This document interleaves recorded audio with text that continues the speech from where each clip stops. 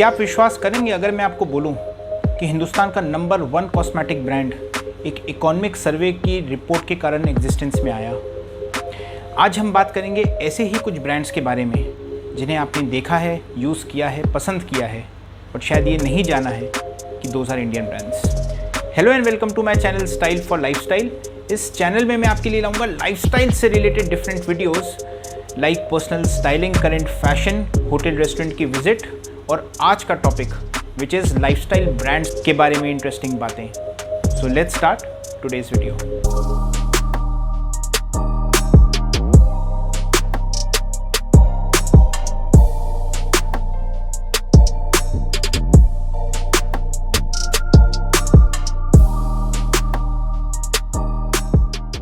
आज का हमारा पहला ब्रांड है लैक्मे। लैक्मे की कहानी चालू होती है अर्ली 1950 से। हिंदुस्तान को आज़ाद हुए कुछ ही साल हुआ था और इकोनॉमिक सर्वे की एक रिपोर्ट आई जिसमें हिंदुस्तानियों के स्पेंडिंग हैबिट्स के बारे में बताया गया था।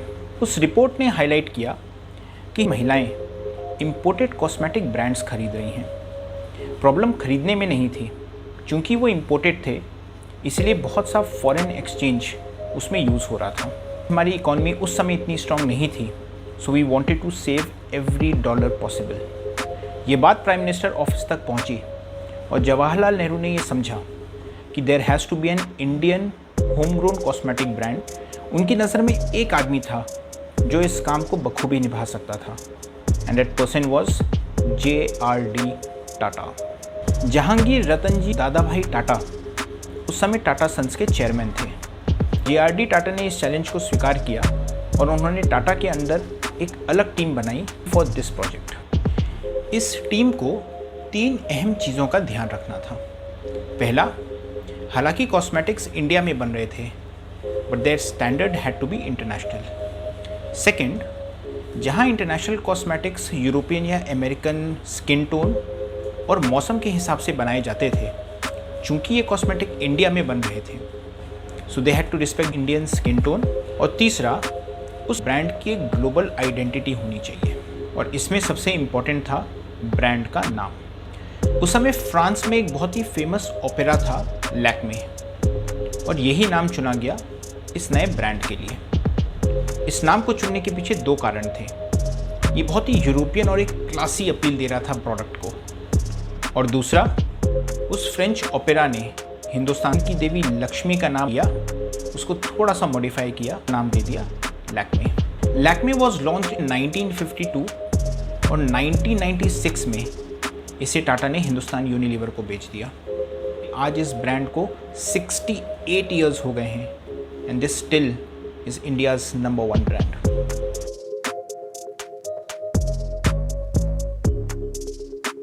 रॉयल एनफील्ड की इंडिया की कहानी स्टार्ट होती है अर्ली 1950 से।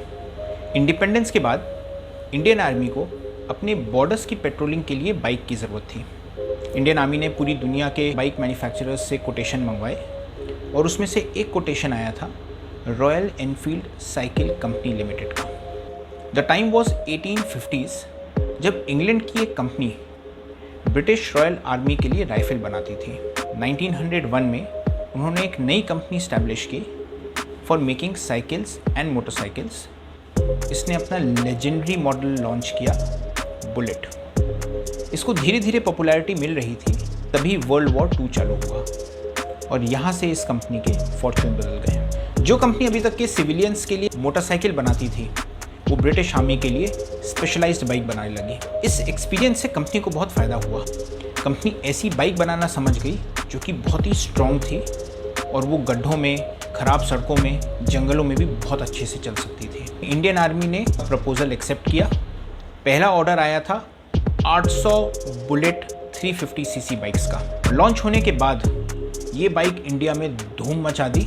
Unfortunately over the years company ने प्रोडक्ट पे ज़्यादा ध्यान नहीं दिया और धीरे धीरे इन बाइक्स में कंप्लेन आने लगी। टिल 1990s कंपनी ज़्यादातर कंट्रीज़ में बंद हो चुकी थी।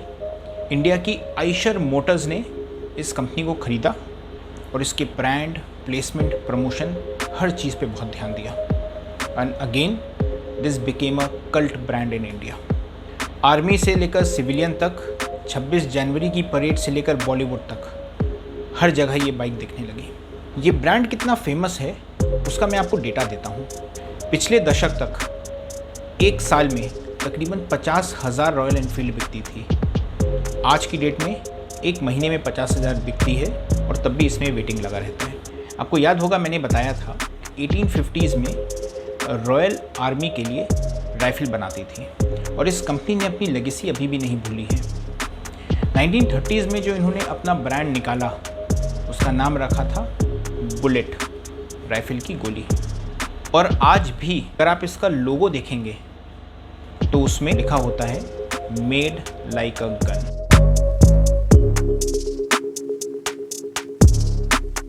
तो जी आज की हमारी आखिरी कंपनी, इसके बारे में सुन के आप में से बहुतों को आश्चर्य होगा, इस हाई डिज़ाइन। इस ब्रांड के रियल हीरो हैं मिस्टर दिलीप कपूर, जो कि इसके फाउंडर और प्रेसिडेंट हैं। तो अमेरिका से अपनी पढ़ाई कंप्लीट करने के बाद 1978 में मिस्टर कपूर हिंदुस्तान आते हैं और अपने होम टाउन पौंडीचेरी में जाके बसते हैं। उन्हें लेदर आइटम्स और लगेज का बहुत शौक था, तो उन्होंने वहाँ पे अपनी एक छोटी सी मैन्युफैक्चरिंग हब बनाई जिसमें वो suitcase, belts, wallet, bag US और यूके में एक्सपोर्ट किया करते थे। अराउंड 1998 उन्होंने देखा कि हिंदुस्तान में चीज़ें बदल रही, this is a right time to penetrate the Indian market. तब तक उनकी इंडिया से सेल बहुत कम होती थी। बेंगलोर में अपना first exclusive high design store चालू किया। अर्ली 2000 तक के लिबरलाइजेशन और ग्लोबलाइजेशन का असर इंडियन मार्केट और उसकी कंज्यूमर प्रेफरेंस में डायरेक्ट दिखने लगा था। हाई डिज़ाइन को ये समझ आया कि जो प्रोडक्ट्स में अभी तक के एक्सपोर्ट कर रहा था वही प्रोडक्ट की डिमांड अब इंडियन मार्केट में आ गई है। लेडीज़ का पार्टिसिपेशन कॉर्पोरेट वर्कफोर्स में बढ़ने लगा था और उनको कॉर्पोरेट सेटअप में फॉर्मल बैग्स की रिक्वायरमेंट थी और हाई डिज़ाइन को उसमें महारत हासिल थी। हाई डिज़ाइन ने अपने आप को बहुत ही स्मार्ट तरीके से प्रमोट किया। उसने हमेशा अपने एडवर्टाइजिंग कैंपेन के थ्रू ये दिखाया that is a global brand. 2017 में उन्होंने मसाई कलेक्शन निकाला जो कि अफ्रीकन ट्राइब्स को सेलिब्रेट करता था और उसे प्रमोट करने के लिए साउथ अफ्रीकन ब्लॉगर जोई कैंडी के साथ एसोसिएट किया। मैं इस ब्रांड को बहुत पसंद करता हूँ क्योंकि ये कुछ चीज़ों में बहुत अच्छी है। अभी भी इनके प्रोडक्ट की जो डाइंग होती है वो पूरे नेचुरल प्रोसेस से होती है। सेकेंड, इनके वर्कफोर्स में 90% से ज़्यादा लेडीज़ काम करती हैं। एंड थर्ड, इतना बड़ा ब्रांड होने के बावजूद they are still working from a factory in Pondicherry. आपको मेरा आज का वीडियो कैसा लगा प्लीज़ मेरे को कमेंट्स में बताइएगा। I will be waiting for it. Thank you.